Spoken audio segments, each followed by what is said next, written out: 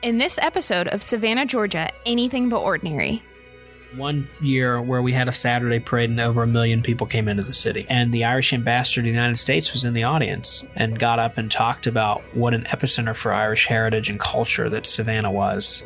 So there is this great kind of bond but that continues to this day between Savannah and Ireland. Hey y'all, I'm Shannon. Thanks for tuning in to Savannah, Georgia, Anything But Ordinary. In this episode, we'll talk about Savannah's Irish side with Caleb Harkleroad, Vice President of Harkleroad Diamonds and member of Buy Local Savannah and Savannah's Ancient Order of the Hibernians.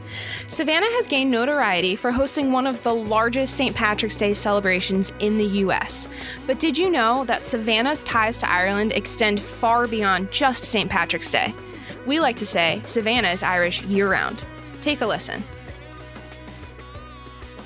It's an interesting phenomenon that people who come to their first parade can't really figure out. It was Savannah, Georgia. Why do we have this huge parade? And any good Savannian will tell you that we are second to New York only due to population. They just have more people than we do, so that's why they're number one. But we have the best parade, and that is shown, I think, by bands and people from Ireland, from New York, from Boston to Chicago. All these people are coming to us, and even they're saying, that our parades don't touch what Savannah does. For those of you that again aren't familiar with our parade, it is the single biggest day of the year in Savannah.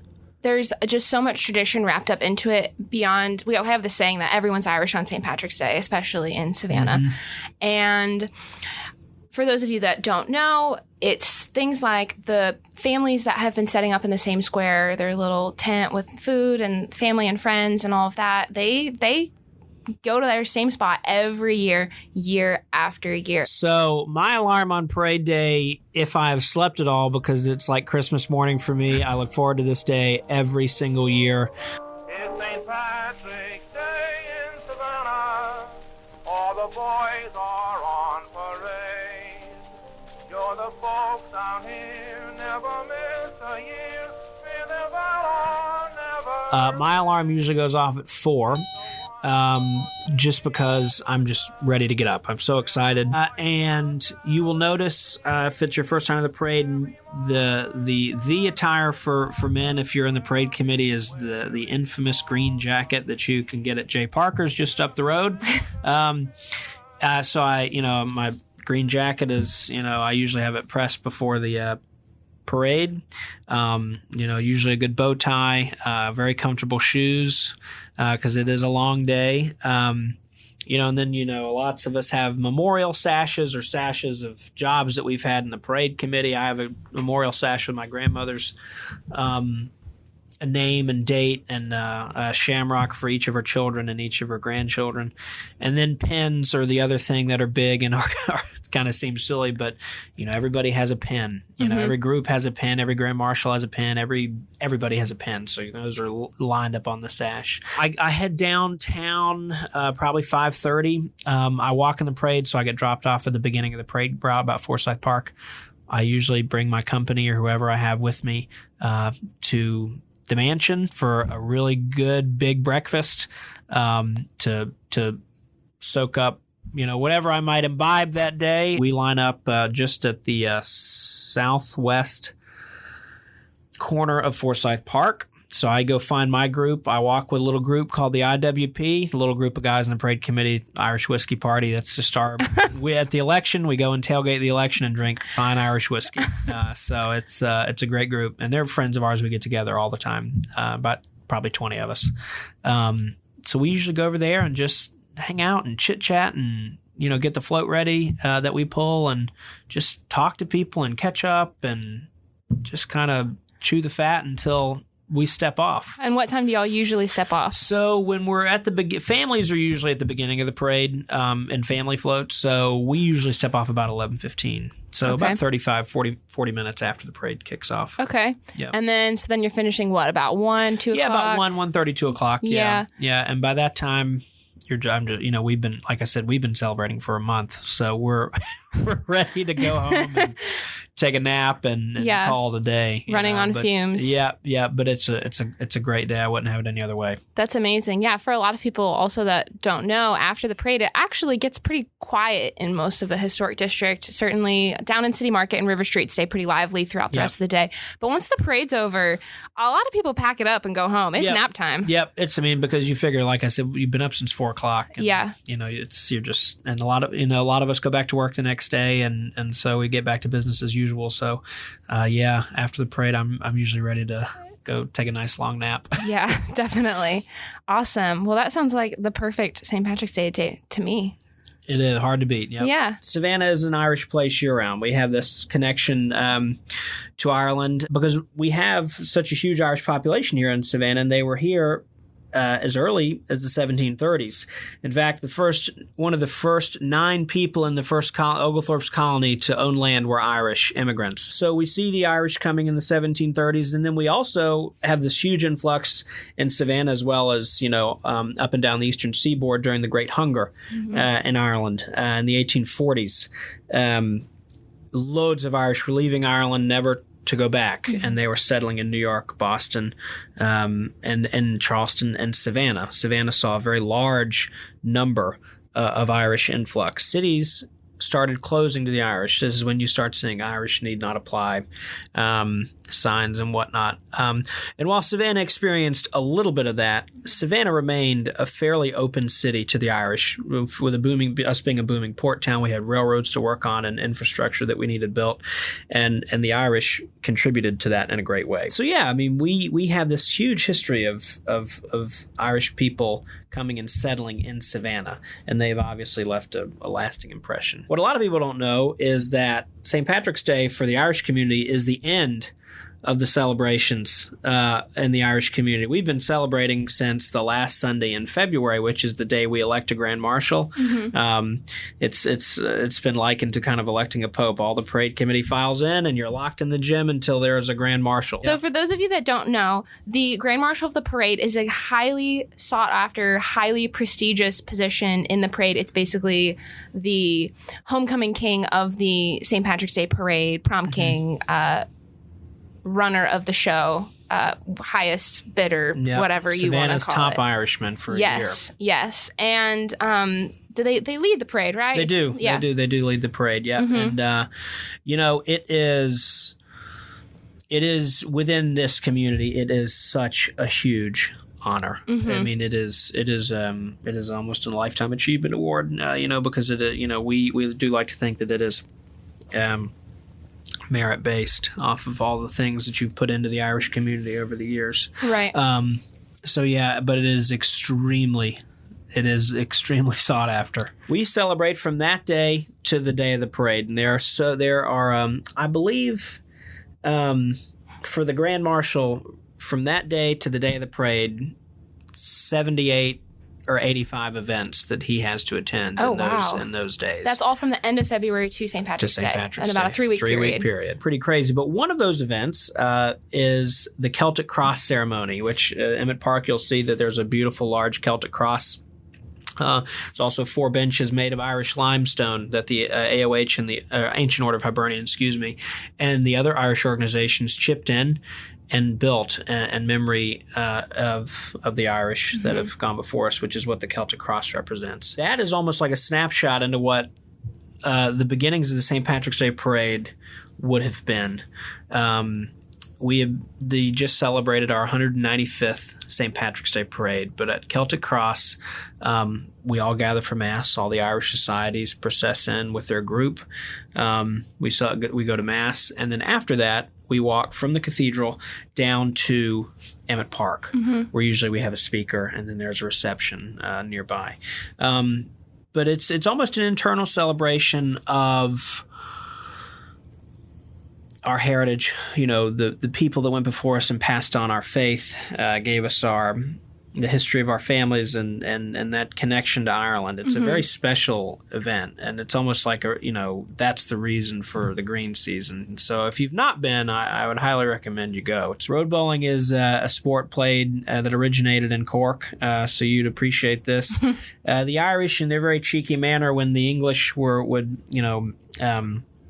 they would take small English cannonballs that were shot by the English, and they would roll them back to the British camp, and whoever could get there in the least amount of throws won. That's where the sport originated. And so we do that around twice a year on Hutchinson Island, and we usually have about 80 teams of 3. Wow. That bowl. We have a food truck, and it's great. It's a great event. It's a great family event. And they use the original cannon? We use cannonballs. Cannonballs? Yeah, How heavy are they? 28-ounce cannonballs, I think. Oh, my goodness. I think that's the measurement, but they're heavy. Are there women who roll, too, and kids? Absolutely. Women, kids, men, everybody. Oh, that's amazing. Everybody. It's a great time. Very cool. Really cool time. Correct me if I'm wrong, but the Hibernians were, I think you mentioned this, the ones that started the parade in Savannah. So, yeah, the Hibernian Society of Savannah started the parade in, I believe, 1844. Okay. I believe. And it was actually started out as an invitation to hear a discourse on St. Patrick. Huh. And it was on the green, I believe. So there was a small procession from somewhere in downtown, maybe. I don't think it was a cathedral, because actually it was Irish Protestants who started the parade. It was their fraternal organization that began the small procession, and then eventually Catholics joined. So there's that interesting tidbit that I don't think a lot of people know, because now it seems, predominantly a Catholic celebration. Yeah. But, can't forget that, the Irish Protestants helped start that. I've not been able to find a lot of research as to when that kind of blend started to happen. Yeah. I know it was not long after that those processions started, but there was a time where it was strictly Irish Protestants. Yeah, that's amazing. And it's really interesting to think that, when the colony was being formed pre-revolution, that Catholics weren't even allowed here. No, they weren't. And now, we have a whole day dedicated to it. Right. And one of the South's largest cathedrals as well, which is interesting. The Sistine of the South. Yes, that's the Cathedral of St. John the Baptist, for those of you who are not familiar. And when you come to Savannah, you absolutely have to go in there. And if you can attend a mass, please do. It's beautiful. That's probably why. So that parade is a long route. Yes. Yeah. 3.2 miles or something like that. And you walk it every year? Every year. Every year. How many years have you been walking it? So I walked in the flag unit as a kid, and I did that for a few years. And then I went to, while I was in high school, maybe from sophomore year on, I bagpiped in the parade with the Savannah Pipe and Drum Corps. Then I went to the seminary for 4 years, Catholic seminary, and so I was not here. And then I came back in 2016, and I've walked every year since. Wow. So I, as a kid, remember going to the parade and seeing bagpipers and just thinking that was the coolest thing I had ever seen. Yeah. Which is, I guess, odd for a child to think. But so the summer I turned 15, I worked at a pizza place in town. I saved every penny I had, and I bought a set of bagpipes, and I taught myself for a year. And then after that, the Savannah Pipe and Drum Corps came into being, and I hopped on with them and took lessons, and I'm still taking lessons to this day from the same guy that started it way back when. And that's kind of how I got my start piping. Probably my greatest St. Patrick's Day memory would be the first parade I bagpiped in, because I was just like, oh my God, it was kind of like a dream come true. Like, I'd always wanted to do this. Yeah. And now I was finally doing it. Yeah. I was winded afterwards, but it was great. I loved every minute of it. I can't imagine. I mean, you see so many people carrying like heavy instruments or with children or dogs or anything, and they are just happy as can be from beginning to end. Yep. Yeah. Yeah, it's a great day. It's a great day for the Irish, yeah. Yeah. And so for those of you also that are curious about what kinds of things you can see in the parade, we have not only these really great groups of societies and organizations, we also have huge floats from all kinds of organizations. We have local marching bands. Was it the New York Fire Department that came? So we have NYPD. They bring a lot of their officers and their pipe bands. We have had the Irish Air Corps. They come, their pipe band comes every year. They're a staple at Spanky's on River Street. That's where you'll find them after the parade. They'll be piping and having a great time. We have, so many great pipe bands. The Virginia Tech Band comes every year, just I mean, there are bands from all over the world that come to this parade. Firefighters from just about every city in the country. I mean, New York, Boston, Chicago, Philadelphia, police, the Third ID, our own guys here at home. It's a great showcase for them, their band. Definitely. It's everybody kind of participates. I think that's what I love so much about the parade. I think growing up in the Northeast, there's such a huge culture around marching band culture, especially with football season and everything like that. There's such a focus on music. And I think for me, my first St. Patrick's Day parade, that was what I appreciated so much, was how much music was in the parade. Oh, yeah. It is a very musical parade, and music of all kind, not just pipe bands. We have colonial bands. I mean, we've got it all. We've got everything you could think of. The Junkanoo band. Yeah, you can't miss them. I mean, they're smack dab in the middle of the St. Patrick's Day parade, and they are a hit. Yeah. I mean, they're a huge hit at the Tybee parade, which is something people might not know, is that Tybee has its own St. Patrick's Day parade. I think it's the Saturday prior, usually, to St. Patrick's Day, and that's a great little time. That's an easy parade. That's just a, like a mile and a half straight shot down Butler. But I remember last year finishing the parade and going to a get together for the Grand Marshal, and I was in the kitchen, and all of a sudden, the Junkanoo band walks into the kitchen, and it was crazy. It was a great time. It's a great time. They're so wild. For those of you that don't know what Junkanoo is, they are a Caribbean band. I don't know exactly which nation they're from. I'm not sure either. I'd have to look that up. But they come every year, and they basically do like a 1-week residency in Savannah. So they start with the Tybee Island St. Patrick's Day parade, and then whatever the span of time is, maybe a little bit more, a little bit less, they're on the island, and they play at the Tybee Island Crab Shack. I believe it's every hour on the hour about at the Tybee Island Crab Shack, but they'll walk around with diners, and they have these steel drums and whistles, and they have these wild outfits that are just so elaborate, and if you Google them, you can see pictures right away. It's amazing, and they're so lively and exciting, and it's just so much energy. And they bring that to Tybee Island, and then they bring it to the St. Patrick's Day parade. They're incredible to hang out with, and they love a good time, so they're in the right place. Yeah, so that's another really great point to the St. Patrick's Day parade is, yes, it's Irish focused, but it really displays a lot of different cultures, and it's really just about sharing in community and in celebration. Again, kind of like what we talked about with the families that set up and everything. It is all-encompassing holiday of sharing, I think. And I think the community is a great word, too, because, another group that comes over for the parade and have for two decades, I believe, are the Irish Prison Guard and the Garda. Garda are Irish police officers, and they come every year and march with the Emerald Society here, our Police Emerald Society, and about that word community is they have made lasting friendships with people here in Savannah, and in turn, Savannahans have made those lasting relationships with people in Ireland. When I was in Ireland, I talked to those guys that I have met throughout the years, and spent a lot of time with them in Ireland. They took time out, and myself and also friends that I have in Savannah, when they go to Ireland, they take time off, they drive you around, they make you feel so welcome. So there is this great kind of bond, but that continues to this day between Savannah and Ireland. Right. I wonder if that is where maybe culturally Savannah has developed such a trend of hospitality. I mean, you think about Irish culture as being so welcoming. And it is. I was talking to somebody in Ireland in a pub of all places about this, is that the South and Ireland have very similar attitudes about life. Right. In Ireland, nobody is in a hurry to do anything at all, which is very familiar to Savannah. And everyone always has time for a drink, and irrespective of time of day. There's just that. The best way I can explain Ireland to somebody who has never been is when you get off the plane, it's like they have been waiting on you to get there. When we got off the plane in Ireland, there was a guy waiting with a wheelchair for my grandmother, and as soon as we got off, she sat and he goes, "Hey, Miss Poole, how you doing? What are you doing? What are we doing today?" Just like he had known us all of our life. Right.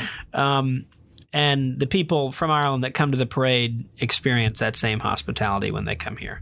Yeah, I think that's really important too, that for as welcoming as Savannah is, as hospitable as it is all year, it's even more magnified on parade day. Yep.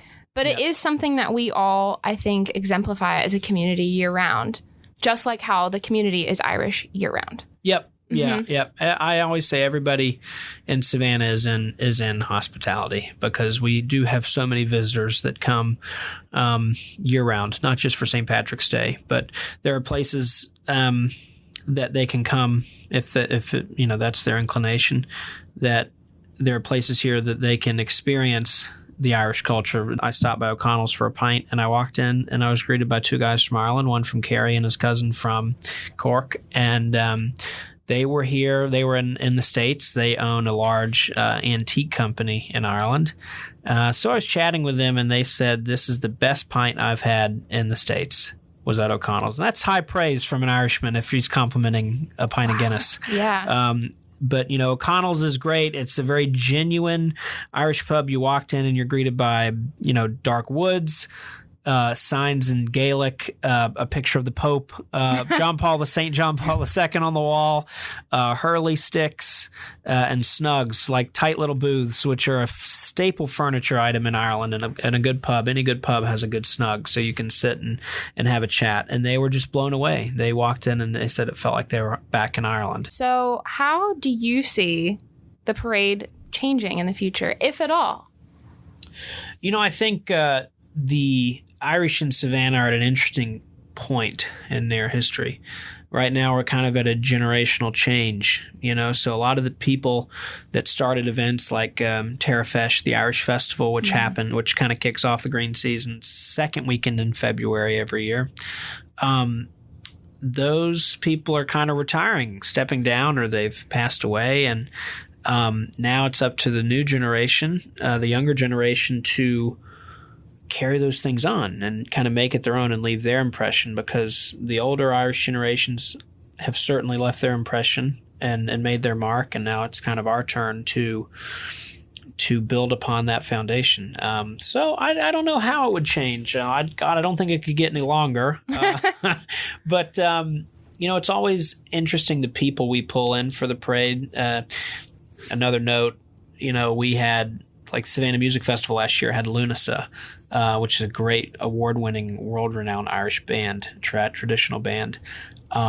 And the Irish ambassador to the United States was in the audience, and Daniel Mulhall, and got up and talked about what an epicenter for Irish heritage and culture that Savannah was. And it just went on and on about how wonderful it was. So I don't know how I see it changing. I like I said, we're in the middle of this kind of shift. And I think we're still waiting to see what our generation is going to do with these events and this legacy that has been left to us. I think that's a really interesting thought, too, about Savannah as a city. I mean, kind of running parallel concepts that, the city is going through an overwhelming change right now. We kind of have been in this growth period and everything, and certainly are continuing that. But the city is also shifting a lot towards different focuses and things that are important and priorities to the city and our communities here. And I think that probably that's similar to what the parade and what all of you will be going through. Yeah, absolutely. And but it is nice to see that many people my age and just a hair older are so incredibly involved, which is, I don't think, something that is enjoyed by a lot of societies, whether they be Irish or whatnot. Savannah, the new generation in Savannah is very, very tuned in and involved and ready to roll up their sleeves and help continue to make these events successful for visitors and locals. Why do you think that is? I think it's different when it's like in your blood. I think it's there's a different type of investment that you have when it's your family. Like, this is something that a lot of people worked very hard to achieve. There's a lot of people that have gone before us, and like I said, like we talked at the beginning, there was a time even in this city where Irish need not apply signs were in the door and the window, and now we have the second largest parade in the United States. So I think that we all just have a vested interest in carrying that pride on and handing it on to our kids and grandkids and whatnot. Thanks for tuning in to this episode of Savannah, Georgia, Anything But Ordinary. This podcast has been brought to you by Visit Savannah, the official destination marketing organization for Savannah, Georgia, and the surrounding area, produced by Tyler Edick and hosted by Shannon Lowry. Make sure you subscribe to us on your favorite listening platform, follow us on social media at Visit Savannah, and learn more at visitsavannah.com.